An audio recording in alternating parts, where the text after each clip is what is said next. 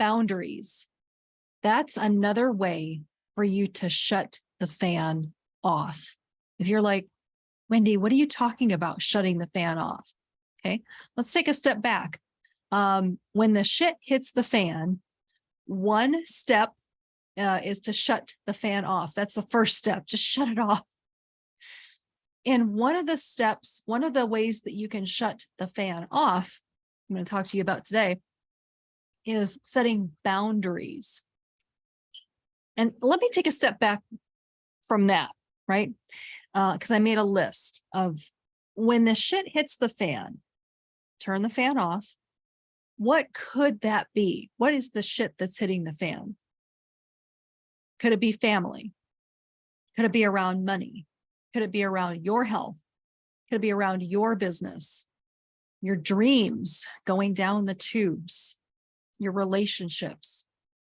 What is it for you? What is the shit that's currently hitting the fan? And let me get back to the step that I'm talking to you today about, boundaries. So how do you set a boundary? What is a boundary? How do you identify something that you can set? Well, first of all, some of you might be familiar with this, some of you might not. It's my surviving and thriving steps for entrepreneurs who are also taking care of an aging parent. And you get to the point of setting boundaries around the third and fourth step, right? So you're kind of gearing up for that.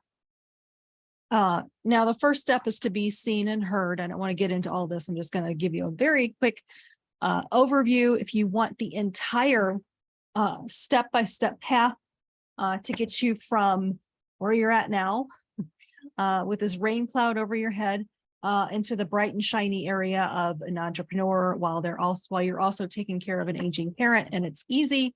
Let me know if you want that. You know what? I'll include a link in the description, and you can grab that if you want. But first step, be seen and heard. Second step, set boundaries and claim those pockets of time. So you're actually kind of getting into that in the second step. And in the third step, you're recharging, right? So really step 2 and step 3, this is where the boundaries come in.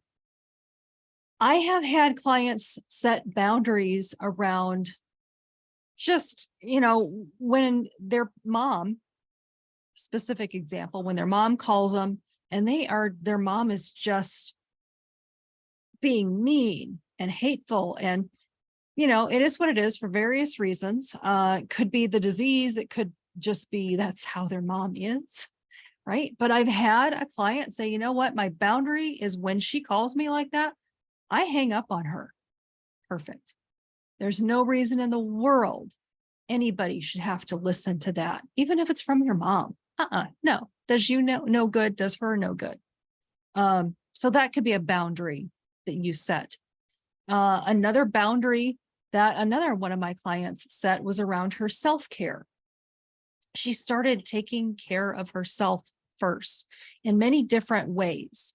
She said, when I did that, when I started taking care of myself first, everything else fell into place. And by everything else, what happened was her business got stronger and easier. Her health improved, her relationships improved, everything fell into place. So I'm curious, what's a boundary that you would love to set? And how will that help you in your relationships, in your business, with your health? I'm curious about that. And if you're like, oh my gosh, I have no idea, Wendy, how to even identify a boundary, how to even set a boundary, no worries, I've got you. Join us Friday, March 31st, 2 o'clock Central Time, 12 o'clock Pacific, for our group gathering, taking care of aging parents while running your business.